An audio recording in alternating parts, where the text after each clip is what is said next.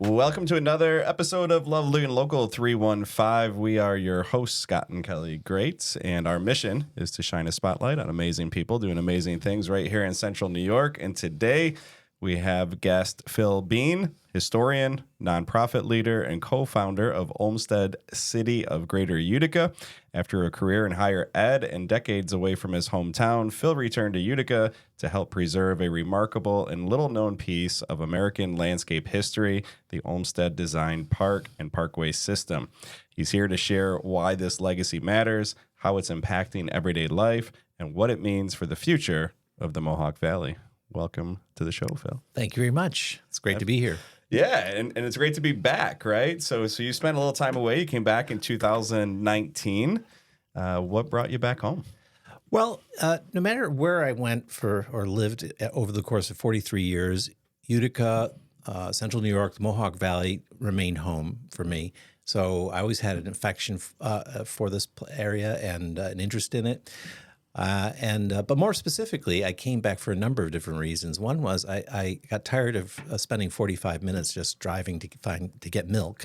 You know, living in a large metro area, everything takes forever, and you lose a large part of your life in traffic, and that got tiresome. I also came back because it's really affordable here. You know, real estate in Utica has done nothing but go up for the past 20 years. But it's still a lot more affordable than the rest of the country. I also came back because the climate, believe it or not. So we all talk about the winters. Yes, I'm not too fond of the second half of the winter, and that's what most people will say. But I'm also not fond of part of the summer in many places. And in Philadelphia, a place I love, it's a great city. It's only 4 hours to the south of here, but there are 4 times more days over 90, and there's humidity, and there's air pollution. And so the summers could actually be downright miserable. So, and then on top of everything else, I like the fact that we have some great amenities here. Now, we have fewer than you have in a larger metropolitan area, but the reality is that people in the larger metropolitan areas don't go to those things as much as people in places like here think they do. Because of the traffic. Because of the traffic and the cost. It's not accessible. So what we do have is accessible. So I like all that, and I love the scenery around here. The countryside around Utica and the whole of central and upstate New York is really, really striking. Well, what a great answer. And you just described our lives from 01 to 06. Yep. We were in Northern Virginia, right outside of D.C., and you talk about traffic. You talk about opening the sliding glass door in August, July, and you just get hit with a wall of heat where you can't even be outside, and the pollution. And so, it's a little known fact, actually, that the Northeast gets more days over 90 than Florida does. Because of the humidity. You know, they don't get the humidity. So, well, welcome back. Thank you. It's great to be back. So let's talk about what do you remember about the parks growing up near Conkling Park and the Parkway? What do you remember when you were younger about those parks? Well, so when I was a kid, I had no idea who Olmsted was. I just knew that I grew up around something that was kind of special. Have essentially a little piece of the countryside right in my neighborhood, and this beautiful roadway that I used to ride my bike up and down all the time. And I like to tell a story about when I was a freshman at Union College in Schenectady. My freshman advisor had this little sheet of information about me, and he said, "Oh, you're from Utica, huh?" And I said, "Yeah." And then he said something that seemed to suggest that Utica wasn't up to his high standards. So I without even thinking about it, I immediately launched into describing the parks and parkway system in Utica. And he leaned back in his chair and he said, "I never knew there was anything like that in Utica." And, that's because he'd never been to Utica, but also because people in this area are a little too modest about what we have in this region. We need to talk it up more and be less modest and less apologetic, because what we have in Utica and other parts of this region is actually pretty special. Yeah. Reading through the information you sent to us, I was inspired, frankly. You epitomize Utica, right? You live it, you studied it, and it's awesome to hear. And one thing that stood out was, and I'm paraphrasing, but you said, the stories we tell today are how we're going to be remembered in the future or tomorrow. And that kind of made me pause. And, sometimes we get caught in this whole, Utica or, growing up, the stories, I grew up in the 80s here, the armpit of New York. We couldn't wait to move. As soon as we graduated from college, we were gone. Literally, both of us, growing up in Frankfurt, right outside of Utica. Yep. And, there was no other thought in our heads. Like, we just couldn't wait to leave. And then we came back, but that's a whole nother. But anyway, talk a little bit about, the stories and what the work you're doing to help change the narrative. Yeah, and that is a central part of what we're trying to do. We have a kind of a multi-part strategy that informs everything we're trying to do. And one part of it is that every person in every place needs a narrative. It needs a story. And for the longest time, people in this region, for reasons I think we all get, concentrated on the negative stories. And in fact, they concentrated to the extent that they even started making stuff up. And they reveled in it. And so it was self-destructive. Because, as I often put it, it's kind of like being a teenager who runs around and keeps saying, I'm so ugly, and then wonders why nobody invites them to the prom. Right. Who wants to help or be part of a community that's always putting itself down? Mm-hmm. But the secret to making a powerful narrative is it has to be true. And what I liked, and another thing that brought me back to Utica was I saw, for the first time perhaps in my life, a greater interest in hearing positive stories about the region. But they had to be, of course, true. And in the Olmsted story, we have a true story that is of some significance, and it is super positive. So why don't you tell that story? Talk about it. Yeah. Okay. Who is Olmsted? What's the story? So we'll start with Dad. Frederick Law Olmsted Sr. was the co-designer of Central Park, and then he went on to design or co-design hundreds of landscapes across the United States. Typically, they're very famous, well-known landscapes. And he's the father of the American urban park. He had two sons, John Charles and Frederick Law Olmsted Jr. And Jr. was the guy who did the work in Utica. So a lot of kids who grow up with powerful, important parents wilt under the shadow of their parents. And that did not happen with Frederick Law Olmsted Jr. He created landscape designs for the White House grounds, for the Jefferson Memorial, for the National Cathedral. He redesigned the National Mall in Washington. He did work on several national parks and even was one of the driving forces behind the creation of Everglades National Park in Florida. He helped create the National Park Service and save the giant redwoods. So we're talking about somebody who did a lot of significant stuff. Yeah. Very influential. About what time frame are we in, Phil? He was active between the late 1890s and shortly before his death in 1957. Okay. So, and the father was active from the late 1850s. So between the late 1850s and the late 1950s, the father and the two sons did more to change the American landscape for the better than any three people you could possibly imagine. Wow. So this is serious American history, and it became much more appreciated, I think, across the country when the father had his bicentennial of his birth was celebrated in 2022. So our piece of that history is unusual. Utica is apparently the smallest city in the country that has an Olmsted Parks and Parkway system. It was an intentionally created system of parks tied together by a parkway. And this system is 75% the size of Central Park for a city that has 4% the population of Manhattan. It is listed on the National Register of Historic Places. And not only that, it's not just the Parks and Parkway, but there are neighborhoods adjacent to that system that were also designed by Olmsted Brothers. So from the farthest end of East Utica up into upper South Utica, there's an almost uninterrupted, what you could call Olmsted zone or Olmsted district that is proportionately, bigger than any kind of development of that sort you're going to find almost anywhere in the country. It certainly doesn't fit with the stereotype of a small mill town. And when I go around, not only to national Olmsted conferences, but I just talk to people in places like New York or Philadelphia or Boston where they know the Olmsted name and they respect it. And I tell them what we have. They're rocked by it. So we need to be rocked by it too. Well, yeah, I was rocked by it when I read all the information that you gave me. And here, we've been to Proctor Park, but just to watch soccer games, or we've never actually, I feel terrible about this. In the park. Spent time in the park walking the trails, and the pictures that you sent us are just amazing. So you co-founded the Olmsted City Foundation in 2021. That's correct. Okay, what's the mission?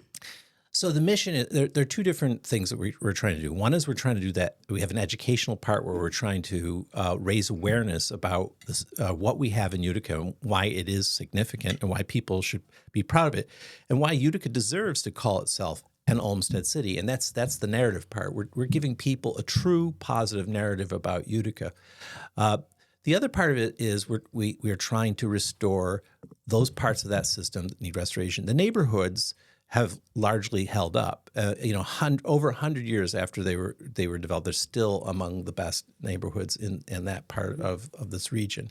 In terms of holding up their value and overall people keep up their properties. The parks, however, a different story. And people will often groan and say, oh, that's Utica. Well, that's not Utica. All over the Northeast, these in the second half of the 20th century, these large historic parks went into decline. If you'd gone, maybe you did, in the 1970s and 80s to Central Park in New York, you would have found that it was an embarrassing dump. It was in really poor shape. And so what happened in Utica was actually just representative of what happened everywhere else. And in places where these parks have come back, it's been because of nonprofit organizations that have partnered with local government. So 75% of the cost of maintaining Central Park is borne by a nonprofit organization, the Central Park Conservancy. And that's our model. And that's the model that's been replicated everywhere. It was actually first pioneered in upstate New York and Buffalo. And everybody else has taken their cue from Buffalo, Boston, New York, and so on. So our mission right now, since we can't, it's not realistic to try and fix the entire system at once, we decided to focus on the smallest part, just 62 acres, which is called Frederick T. Proctor Park, because there are actually two Proctor Parks. They're kind of conjoined by a little slip of land, but they were built at different times, and they have different moods. So like the Proctor Park you're referring to, Thomas R. Proctor Park, that was always meant to be sort of a giant playground. This park was supposed to be what they call a pastoral park. It's supposed to create the illusion of nature, and it's for people to just walk around or run or ride their bikes and just commune with nature, so that's our number one mission right now, is to put that park back into the sort of condition it should be in. And over the last couple of years, we have been getting closer to our goal. I think in another couple of years, we will have reset the baseline, and that park will be back as far back to where it should be as possible. Yeah, that's amazing. Kelly and I just did our first trip to London, and I know you spent some time in Europe, and just total coincidence or happenstance, they put us in a hotel that was right next to Hyde Park. Oh, nice. And we spent almost every morning walking. We did the loop through Hyde Park and saw much of what you're talking about, and just the people watching was awesome. Who's just reading, who's doing the bike, who's doing the morning jogs, who's, and then the nature, all the different types of birds and ducks. And it was flowers, just an amazing morning walk. And it ended where at a little coffee shop where we sat and enjoyed coffee there. And when you sent the pictures, I was like, oh my gosh, we've been here half a century, and I've never walked through Proctor Park. And I saw the pictures you sent, and I'm like, this reminds me of Hyde Park in London. So that was just kind of a, tip of the cap to you guys for the work you're doing, and I could see the vision. Let's talk about the manpower and the money, because this is not a small operation, right? You're talking closing in on $500,000 raised, and I can't even imagine how many hours. You've used the word "we" more than once during this conversation. So talk a little bit about the part no one wants to talk about, right? The hard stuff, right? Yep. Where are you finding people? How many people are there that are part of this, and how are you generating revenue to make it all happen? I have a great team. The board of directors of of Olmsted City, which is a 501c3 nonprofit corporation, are fantastic. They have a range of skills. Some of the people are more behind the scenes people, and others are out in the field. I do a little bit of both. I'm kind of like the back office guy, and but I also get out there once in a while, especially at this time of the year after the heat started to ebb, and I go to the park and spend hours just doing work, and find it kind of that's like going to the gym for me. Yeah. And but we do rely on. So we have no paid employees. We have no office. So our overhead is something like 10%, and most of that's communications and thank you notes. We do rely on people from the community to show up on our twice a month work days from late April till the end of October. We have two of these work days a month, or service days as we call them. And people can send us an email and say, put me on the list. No obligations. You don't have to come at all if you don't want, although every year I'll write to everybody and say, do you really want to be on this list? And people can come when they want and leave when they want. They're typically 3 hours. And sometimes we get also groups from local colleges, from local businesses, local organizations who come and do service days. And so when we plant trees, for instance, we put out the call, and we typically get crews of people from organizations and businesses, plus just average people who just show up. It's a little bit of a challenge, to be perfectly honest, because it's random. You put the call out and say, we're going to be there on Saturday at from 10 to 1. And if I'm captaining that day, I show up and I think, okay, am I going to be here alone with my clippers, or are there going to be 10 people? You can never really tell. But by and large, we get a good turnout. We get what we need.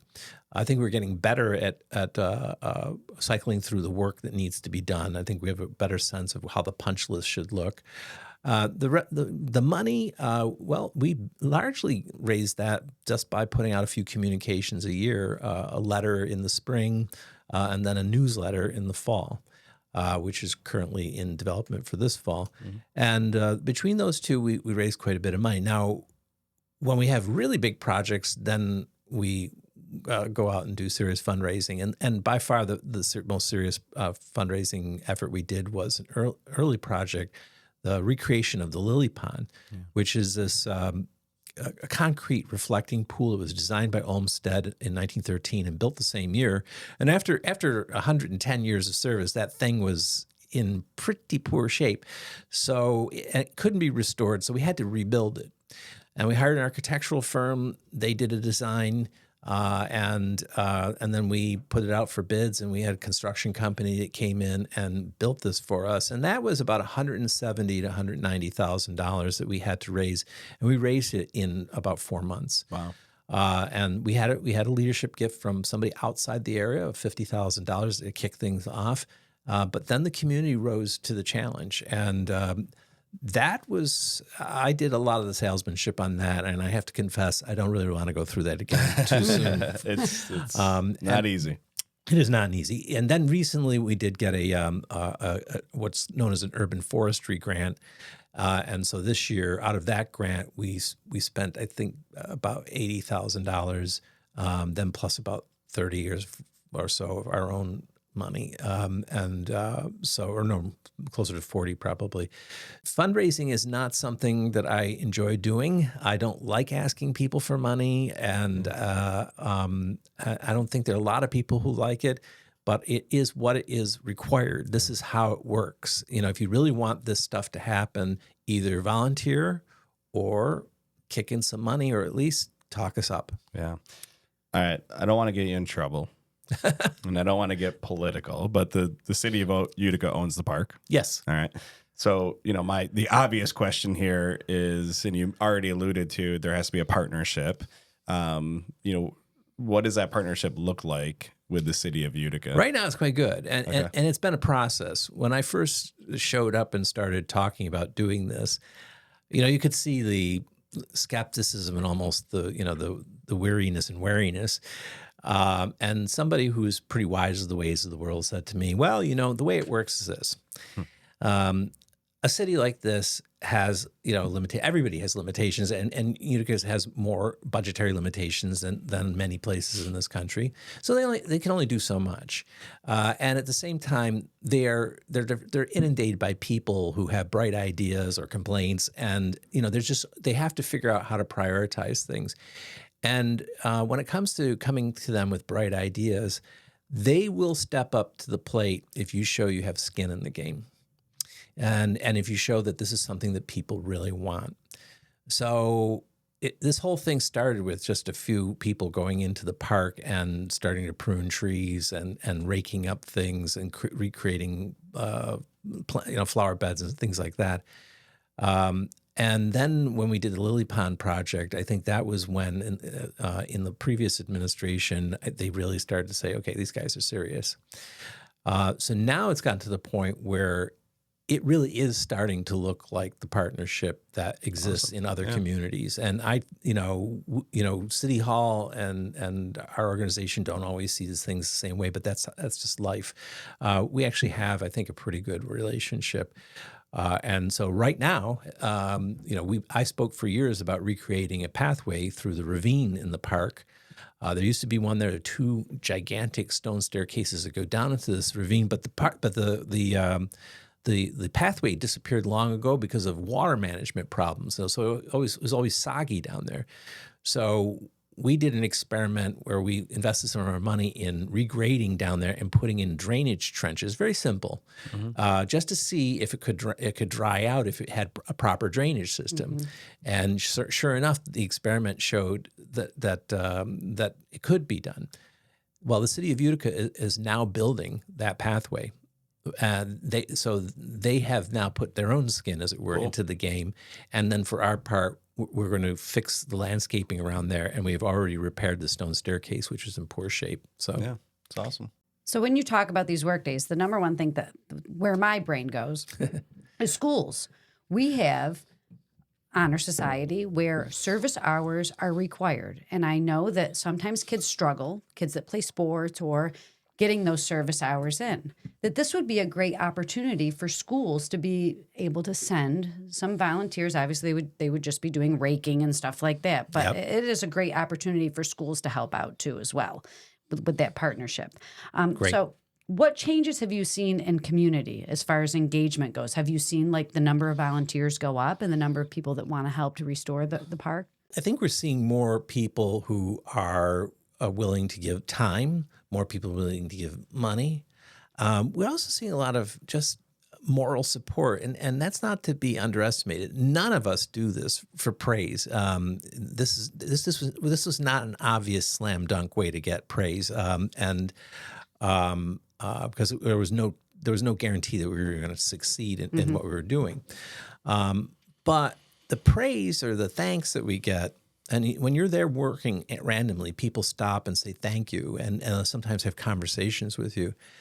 To me, that tells me that we are succeeding in doing what we did. That plus, given the fact that the number of people who are coming to the park has, by all accounts, gone up. Yep. It's very difficult to monitor who uses parks because they're not gated. But everybody, all the regulars at the park. Every time I drive by there, I always see somebody walking on the trail or running. And it would be interesting to have the conversation with a person that's part of their weekly routine and how it's changed. Well, they do come up. The regulars, they see me at the park and they say, "Oh, I like what you did over there. I like that you did it over there. There are more people coming here." That's awesome. And just the spirit that's prevailing there is really generally very positive. I think we can see that there's an impact, and more people are familiar now with the whole Olmsted narrative, and I think it is slowly becoming part of the local identity. It's going to take more time, but it's happening. So I think we're succeeding on all fronts. It's just that it's not easy running an organization when you don't have paid employees. It's not easy with paid employees. But I'm just saying, I think that there are a lot more people, at least, I mean, we have an Airbnb, and there are people that make Utica their destination. We've had that a couple of times this summer. Families come and like, because we have the Adirondacks so close and Old Forge. And this is a great thing for people to utilize, that even as local people that live here, we need to spend more time in the park, because I never even realized it was this big. And yeah, you know, it is interesting because we've got a place in North Utica that we use as an Airbnb, and we always ask, why are you coming to Utica? And because we want to find out if they're just coming to like party in our Airbnb. Well, then we don't approve them, but so don't. But we get a lot of people who are like, well, we've never been to Utica, and we want to check it out, and it's wild, right? It's exciting, is what it is. It is, and I hear anecdotally from local business people that they, over the last number of years, they've seen more people doing stopovers. So, you know, something like 8 million cars pass through this area every year, and people have to stop somewhere, right? You know, if they're going on a long trip. So they, you know, part of what our strategy, so we also feel that we're making a contribution to economic redevelopment here, because the more things we have of interest for people to see and do in this area, the more likely that people are to either become those intentional visitors we've come specifically to see this area, or those people who are on their way to Ohio or something like that and have to stop somewhere. And they'll stop in the place where they think, oh, yeah, there's some cool things to do in this town. Yeah.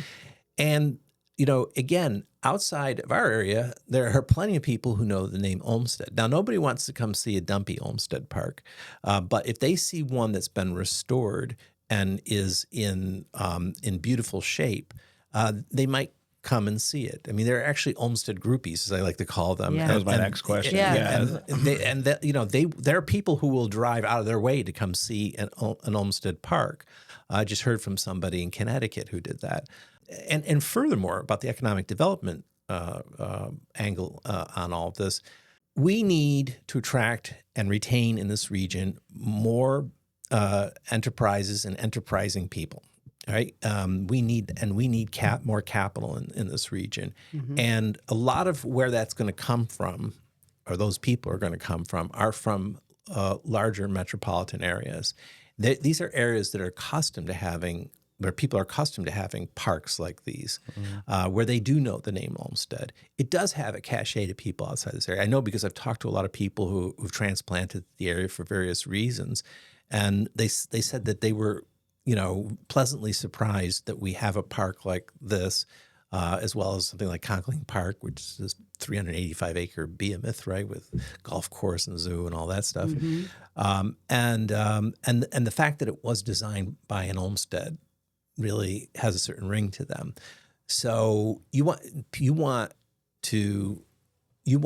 who have to come here for business reasons to be proud of being here and to like the lifestyle. And because we do actually have a lot of quality of life amenities, and this system is one of them. It is intentionally designed.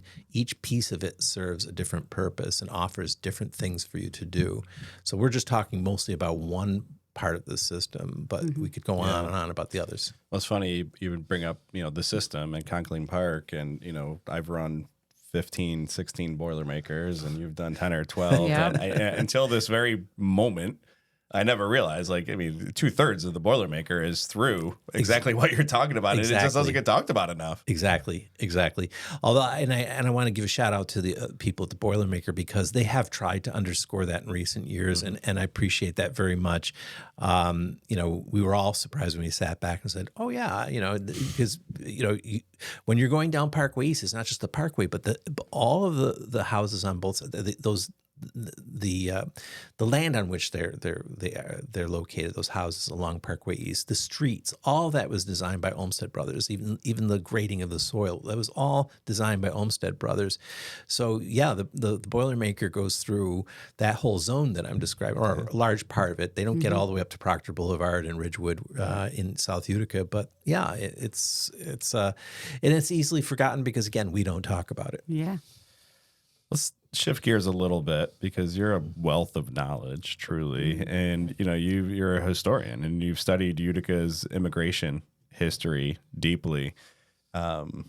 our grandparents came. Mine were from Oriolo, Italy, kind of the My heel of the great-grandmother, boot. And my great-grandfather came from so Sicily. southern Italy, and then Yep. we've We're got paisans. Yep. yeah, and we've got some Scottish, and we've got some Irish, Yep. and it gets a little whatever. I'm But definitely a mixture of everything. but we've seen this again of late. Right. And talk about maybe the parallels or how you studied this at the turn of the century. And now you're seeing it with the Bosnian, Russian, Herzegovinian communities that are here now. Yeah, so we maybe should start with Thomas R. Proctor, who's the local businessman and philanthropist, a transplant. Said he was born in Vermont, which is true, but he actually grew up in Boston, right near the Boston Common and the Boston Public Gardens. So he grew up with parks like this. In the late 19th century, he had a vision for Utica. He actually was afraid that Utica was falling behind already in the late 19th century. And he saw the creation of these parks and the Parkway and the neighborhoods, because he envisioned that too. He said, if we build the Parkway and we build these parks, real estate developers are going to come in and build neighborhoods. Mm-hmm. And so he had this strategy for Utica. So far as the neighborhoods are concerned, he envisioned them as places where middle class and well-to-do people would live, and that they would be more suitable neighborhoods. They would suit modern tastes. But when it came to the parks, he was concerned about what they used to refer to as the working man and the working man's family. And in the early part of the 20th century, who was the working man in Utica and places like it? Yeah. Immigrants and their children. Yeah. I mean, Utica in the early 20th century was something on the order of 60% foreign-born immigrants and the children of immigrants.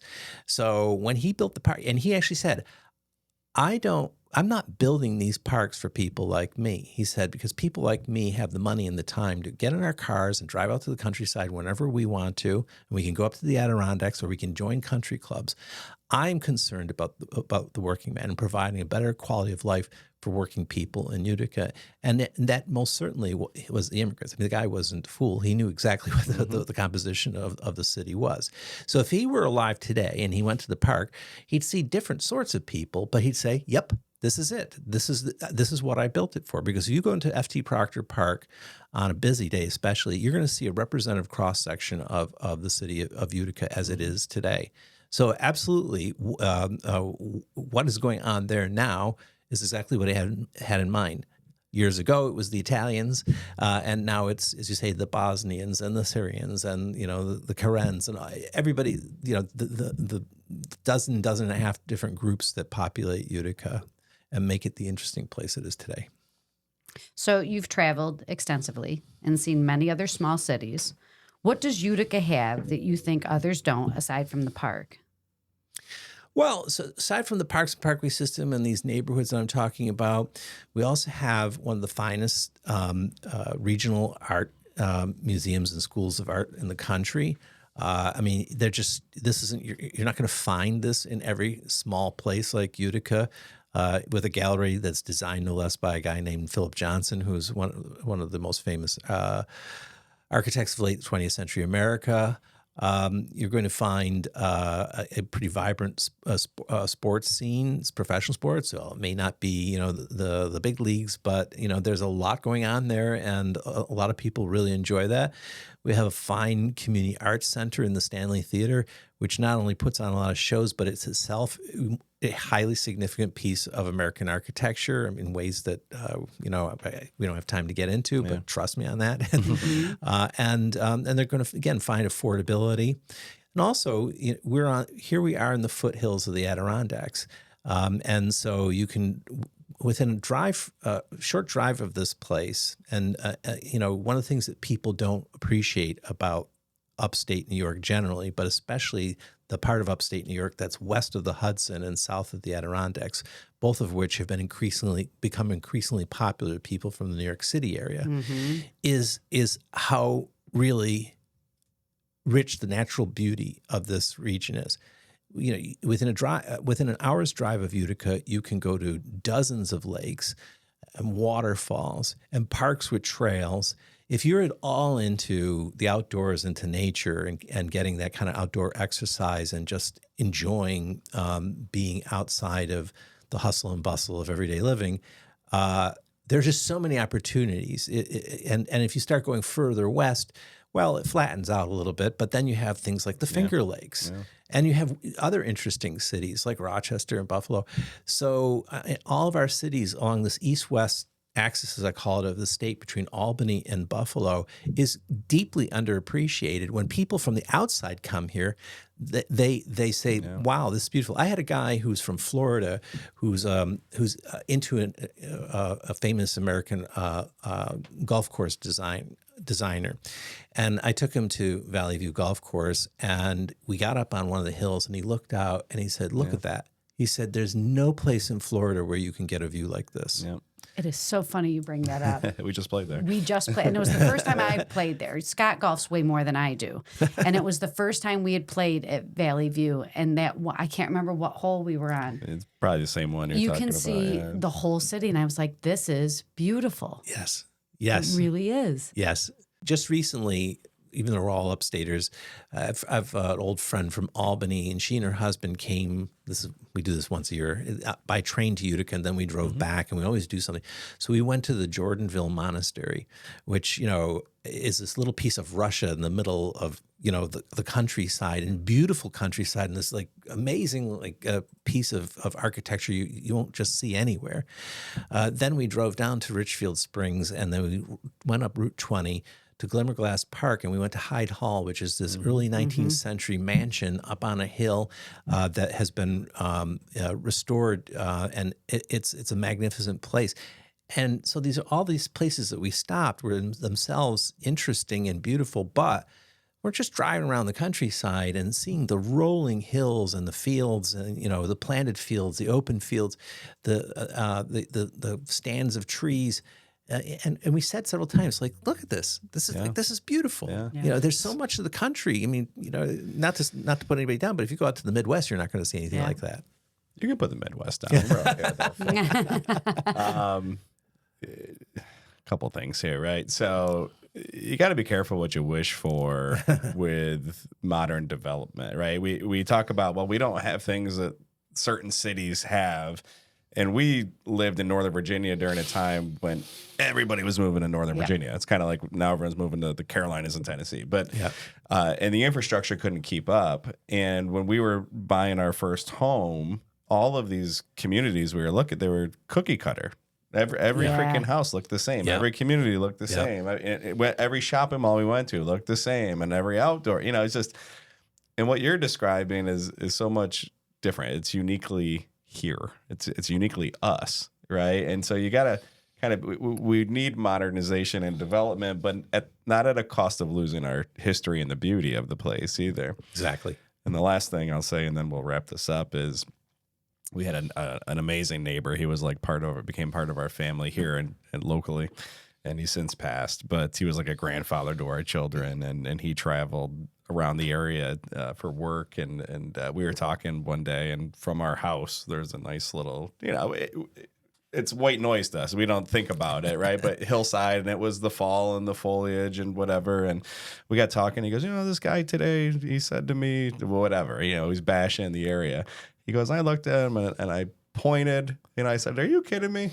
Like, look at that. Are you kidding me?" So it's funny when you say, "Are you kidding me?" You reminded me of Sam. Reminded me of Samism. Yep. Yeah. Just look around. He goes, "Are you kidding me? This place is great."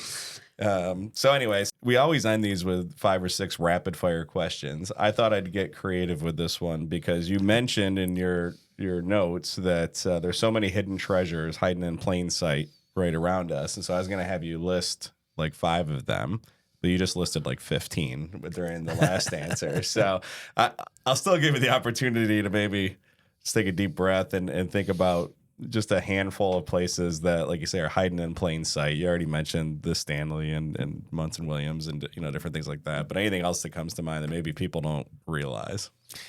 Yeah, so in Utica, we actually have architecture and public art that is basically national class. The Savings Bank of Utica building, the Gold Dome, and the Genesee Tower that's in Lower Genesee Street, Utica's first skyscraper at something like 10 stories. Those were both designed by the guy who designed a mansion on Fifth Avenue called the Morton Plant House, which since 1916 or 17 has been the headquarters of Cartier. So when you go to Manhattan, you're walking down Fifth Avenue, you see Cartier's with all those red awnings on it. That was built by the same architect. The Adirondack Bank building, which is at the corner of Elizabeth Street and Genesee Street, was designed by the same architectural firm that designed the Federal Reserve Bank of New York, the New York Historical Society on Central Park West, the Herbert Hoover Commerce Building in Washington D.C., the railroad station. Everybody's proud of it, but it was designed by the lead architect on Grand Central Station, and let me think. The fountain that's on the Parkway is a little fountain over near the tennis courts on the Elm Street intersection. It's called the Swan Memorial Fountain, and that was designed by the artist who designed the statues on Archway in Grand Army Plaza in Brooklyn by Prospect Park. Designed a statue of Nathan Hale that's on the lawn of the City Hall in New York City. His work is in all the major art galleries in the United States and even a few in Europe. So we have a lot of this stuff. There are other works of architecture that are done by lesser known people that still are really beautiful. We just drive by it all the time, and we don't really notice it. Like you say, people come to Utica, and who look at the place with fresh eyes say, this place has potential. Or as one of my board members who's not from Utica, and he's a transplant, maybe about 5-6 years ago, said, Utica has good bones. And we just need to take better care of what we have and to stop ripping everything down. Yeah. You can't save every old building. I'm not kind of an absolutist about this stuff, but we need to recognize the things that have value and to find ways to do what they call adaptive reuse, where you take an old building and you fix it up in ways that suit modern needs, instead of just ripping it down and putting up something that could very well be anywhere. Right. At some point, you end up with a place that looks like Albuquerque, and that's Yeah.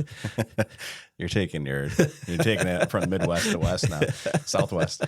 I'll mess this up, but you won't. And we'll end here, but the odd, right? Madison Square Garden. Yes. What's the parallel there? So I don't mess it up. But one was designed after the other, correct? So the roof suspension system, which uses cables, was that the auditorium was the first place in the world that was ever done, and it was. I think, if I recall correctly, was partly the brainchild of a guy who has an interesting name of Lev Zetlin,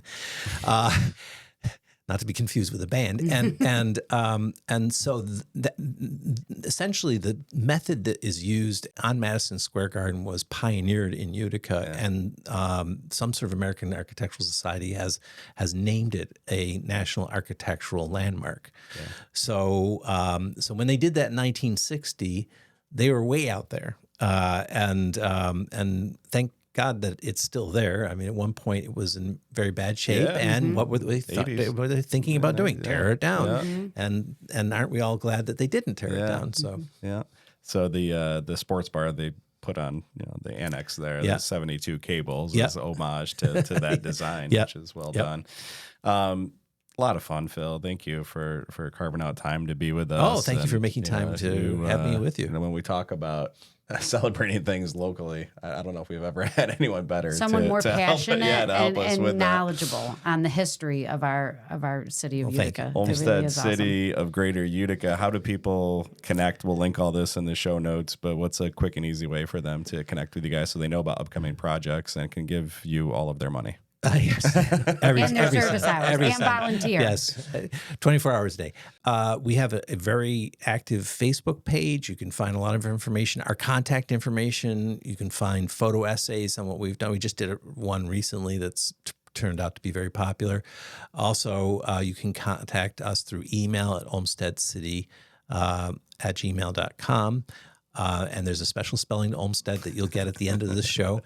So either way, you can contact us. You can message us through Facebook, or you can email us. And those are the principal ways. Because again, we don't have an office, and I'm not going to give you my telephone number. Smart man. Phil Bean, appreciate you being here. Thank you so much. I really appreciate your time.